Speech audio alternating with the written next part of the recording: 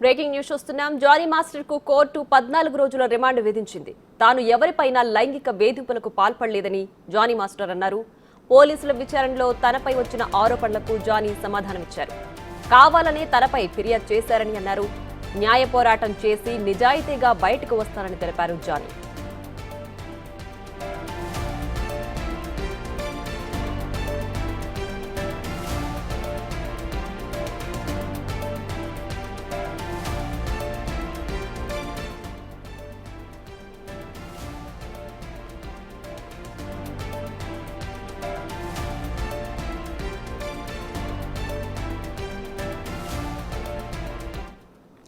Johnny master కు court 14 రోజుల remand విధించింది. తాను ఎవరిపైనా లైంగిక వేధింపులకు పాల్పడలేదని జానీ మాస్టర్ అన్నారు. పోలీసుల విచారణలో తనపై వచ్చిన ఆరోపణలకు జానీ మాస్టర్ సమాధానమిచ్చారు. కావాలనే తనపై ఫిర్యాదు చేశారని అన్నారు. న్యాయ పోరాటం చేసి నిజాయితీగా బయటకొస్తానని అన్నారు జానీ మాస్టర్.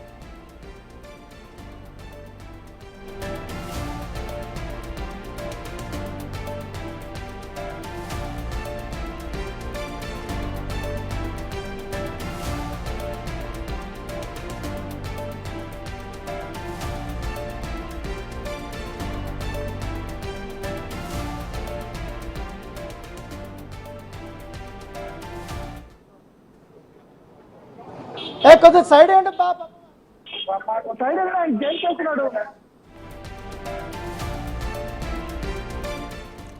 ఇక జానీ మాస్టర్ పై ఎవరో కావాలనే ఫిర్యాదులు చేశారని తనని ఇరికించారని చూస్తున్నారని జానీ మాస్టర్ తెలిపారు.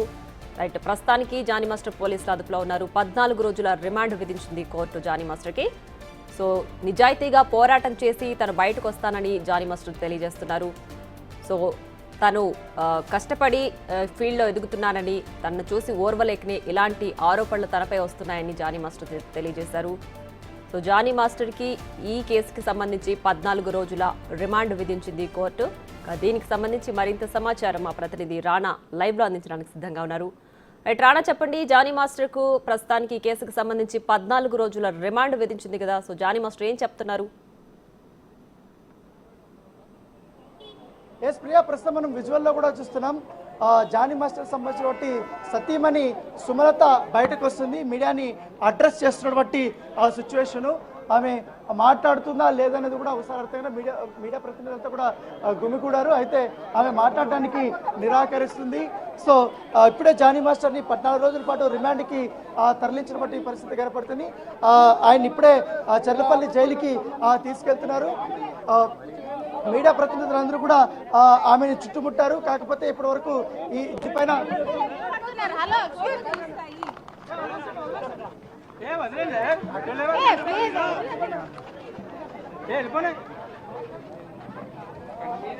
సో కుటుంబ సభ్యులు కూడా ఎవరు మాట్లాడడానికి నిరాకరిస్తున్నటువంటి నేపథ్యం ఏర్పడుతుంది. నిన్ననే కొన్ని అలిగేషన్స్ కూడా విక్టిమ్ పైన సుమలత కూడా చేసింది. ఏదైతే జానీ మాస్టర్ని ట్రాప్ చేసింది, ఎక్కడ కూడా మాట్లాడనివ్వలేదు. ఒకసారి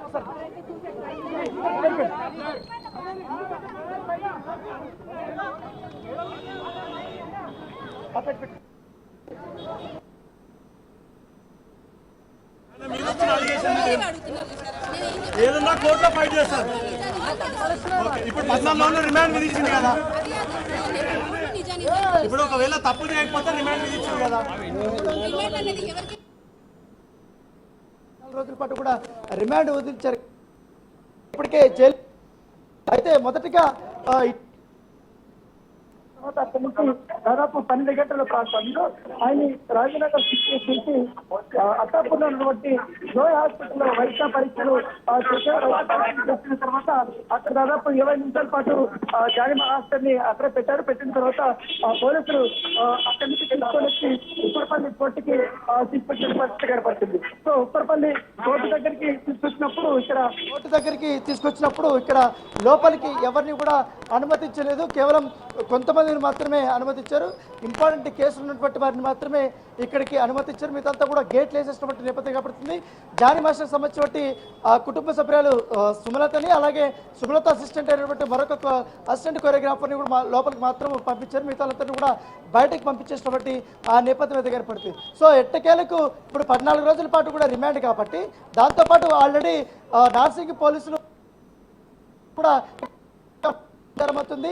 రేపు అది విచారణకు రాబోతుంది. రేపు వాదనలు జరగబోతున్నాయి. సో ఈ వాదనలో జానీ మాస్టర్ తరపు న్యాయవాదులు ఏం చెప్తారనేది కూడా ఒక ఆసక్తికరమైన పరిణామం. దాంతోపాటు రేపు కస్టడీకి ఎన్ని రోజుల పాటు కూడా కోర్టు అనుమతిస్తుంది అనేది కూడా ఒక ఆసక్తికరమైనటువంటి పరిణామంగానే మనం చూడొచ్చు. ఎందుకంటే పోలీసులు మాత్రం 7 రోజుల పాటు కూడా కస్టడీ కోరుతూ కూడా వాళ్ళు పిటిషన్ వేయబోతున్నారు. సో 7 రోజులు మాత్రం కస్టడీకి అనుమతిస్తే మాత్రం అనేక కీలకమైనటువంటి అంశాలు తెరపైకి వచ్చే అవకాశం ఉందని కూడా సమాచారం అవుతుంది. ఎందుకంటే ఇప్పుడే విక్టిమ్ నుంచి కూడా అనేక రకాలైనటువంటి ఎవిడెన్స్ కూడా పోలీసులు సంపాదించారు కాబట్టి వాటిని బేస్ చేసుకొని క్వశ్చన్ చేయబడుతున్నట్టుగా మనకు సమాచారం అవుతుంది. ఎందుకంటే ఇప్పటికే ఈ ఉప్పరపల్లి కోర్టు దగ్గర అనేక ఇతర కేసులు కూడా ఉన్న నేపథ్యంలో ఒక్కసారిగా జానీ మాస్టర్ని ఇక్కడ తీసుకొస్తున్నారు కోర్టు దగ్గరికి అని తెలియగానే ఒక్కసారిగా ఇక్కడ పెద్ద ఎత్తున కూడా ఇతర కోర్టుకు సంబంధించిన మనుషులు కానీ అదే ఇక్కడ ఉన్నటువంటి స్థానికులు వీళ్ళందరూ కూడా వచ్చేయడం జరిగింది. కాసేపు ఇక్కడ ఒక గందరగోళం అనేది కొనసాగింది. అంటే ఎవరు ఎందుకు వస్తున్నారో తెలియట్లేదు. ఎందుకు లోపల వెళ్ళడానికి వాళ్ళు ప్రయత్నించారు. అయితే కోర్టు లోపలికి వెళ్ళడానికి ఎవరికి కూడా పర్మిషన్ లేనటువంటి సిచ్యువేషన్ అయితే కనపడుతుంది. ఏంటనేది కూడా ఇప్పుడు లాయర్ కూడా కొంతమంది మాట్లాడడానికి వారు వస్తున్నారు. అఫీషియల్గా ఏంటి అనేది ఏంటండి